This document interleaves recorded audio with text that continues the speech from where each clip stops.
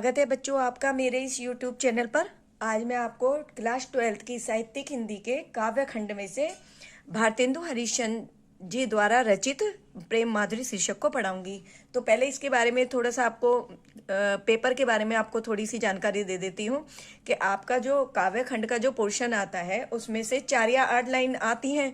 उसमें से पहला प्रश्न तो आपका होता है कि इसके इन पंक्तियों के लेखक कवि कौन है या और इस ये किस पाठ से ली गई हैं।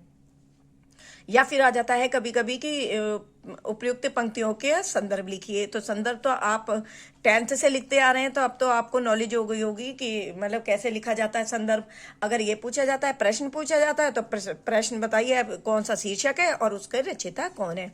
दूसरा प्रश्न आपकी व्याख्या आती है और 2 प्रश्न उन व्याख्या से रिलेटेड आते हैं। तो पहले मैं आपको व्याख्या बता देती हूँ।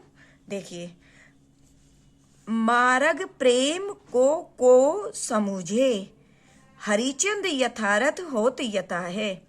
तो ये प्रस्तुत इसका पहले संदर्भ बता देती हूँ। प्रस्तुत पद्यांश हमारी पाठ्य पुस्तक के काव्यांजलि के प्रेम माधुरी शीर्षक से लिया गया है और इसके जो रचयिता हैं वो भारतेंदु हरिश्चंद्र हैं। प्रसंग पूछते नहीं है, लेकिन यहाँ पर जो है प्रसंग है ये कि यहाँ पर जो है प्रेम की विशेषता का वर्णन करते हुए गोपी अपने मन की खींच को प्रकट कर रही हैं। मारग प्रेम को समझे, हरिचंद यथारथ होत यथा है। मतलब गोपी क्या कहती है कि इस संसार में प्रेम के मार्ग को, उसके वास्तविक रूप को कौन समझता है। लाभ कछु न पुकारन में, बदनाम ही होने की सारी कथा है। मतलब उसकी सारी जो कहानी है वो क्या है, बस कलंकित होने वाली है। अतः उसके बारे में पुकारने से कोई लाभ नहीं है। जानत है जिय मेरो भली विधि, और उपाय सब व्यर्था है।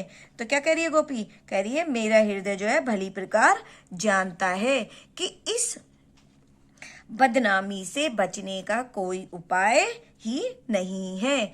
बावरे हैं ब्रज के सिगरे, ये ब्रज के सारे लोग क्या हैं, पागल हो गए हैं।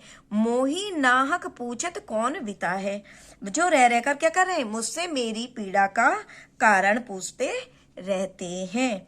और इसमें क्या है, काव्यगत सौंदर्य। काव्यगत सौंदर्य में आपको बताना होता है कि मतलब किसके बारे में, एक तो या तो प्रसंग लिख दीजिए या फिर इसमें भाषा पूछी जाती है। भाषा, इसकी भाषा ब्रज है। रस विपल्लव श्रृंगार है। विपल्लव श्रृंगार को वियोग श्रृंगार भी कहते हैं, कंफ्यूज मत होना। विपल्लव श्रृंगार का मतलब वियोग श्रृंगार। जहां नायक नायिका का मिलन होता है वहां संयोग श्रृंगार होता है, और जहां नायक नायिका का बिछड़ना होता है वहां पर वियोग श्रृंगार होता है। और वियोग श्रृंगार को ही विपल्लव श्रृंगार कहते हैं। छंद इसमें सवैया है।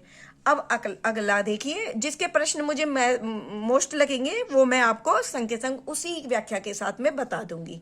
रोकहि जो तो अमंगल होए। तो यहाँ पर क्या है, संदर्भ तो वही है लेकिन प्रसंग यहाँ पर चेंज है। यहाँ पर क्या है, नायिका का जो पति है वो परदेश जा रहा है, तो वो अपने पति को, मतलब जब वो जा रहा है तो वो अपने पति से अपने हृदय के जो भाव है, हृदय से जो है, हृदय के प्रेम को चतुराई से उसके सामने प्रकट करती है। तो क्या कहती है, रोकहि जो तो अमंगल होए। नायिका क्या कहती है, नायिका उससे कहती है कि आपको मैं परदेश जाने से रोकती हूं तो इससे आपका अमंगल होता है। ओ प्रेम नशे जो कहे पिए जाइए, और यदि मैं जाने के लिए कहती हूं तो इससे क्या होगा, इससे मेरे प्रेम का नाश होगा। जो कहीं जाऊं न तो प्रभुता,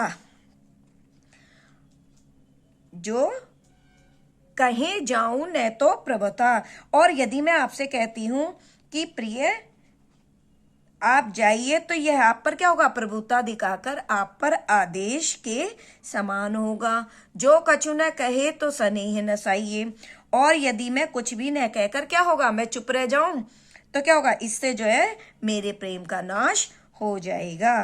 क्यों, क्योंकि इससे आप जो है यह समझेंगे कि मेरे हृदय में आपके लिए कोई प्रेम भावना नहीं है। जो हरिचंद कहे तुमरे बिनु जिए, न तो यह क्यों पति आइए।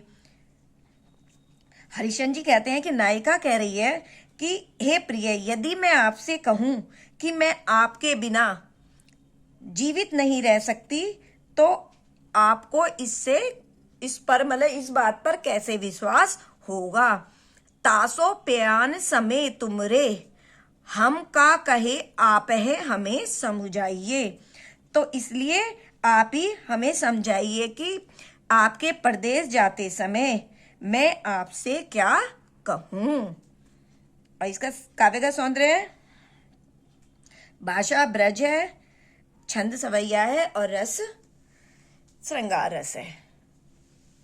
ठीक है, अगर आपको मेरी ये व्याख्या पसंद आई तो आप इसे लाइक करें, शेयर करें और सब्सक्राइब करें और ज़्यादा से ज़्यादा कमेंट्स करें, जिससे कि मुझे आगे बढ़ने के लिए और आगे आपको पढ़ाने के लिए मुझे जो है थोड़ा सा प्रोत्साहन मिलता रहे।